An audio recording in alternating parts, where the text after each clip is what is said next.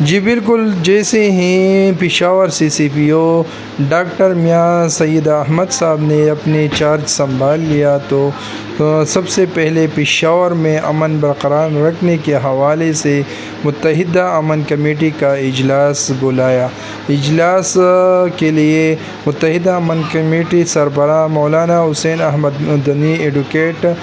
General secretary حاجی طاہر اور صدر حاجی فرحات کی قیادت میں وفد نے ان کے ساتھ ملاقات کی اور اجلاس میں شرکت کی۔ اس دوران ڈاکٹر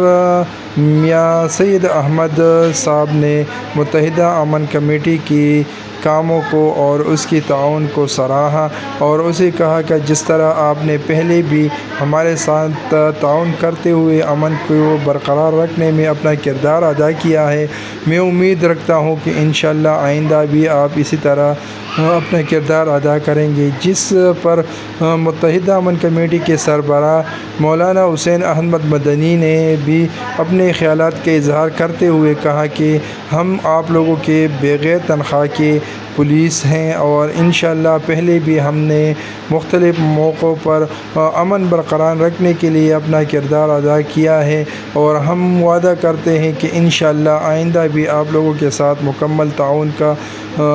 یقین دہانی کرتے ہیں اور تعاون جاری رکھیں گے۔ آخر میں متحدہ امن کمیٹی کی طرف سے روایتی پگڑی پہنائی گئی اور پھولوں کے گلدستے بھی پیش کیے گئے۔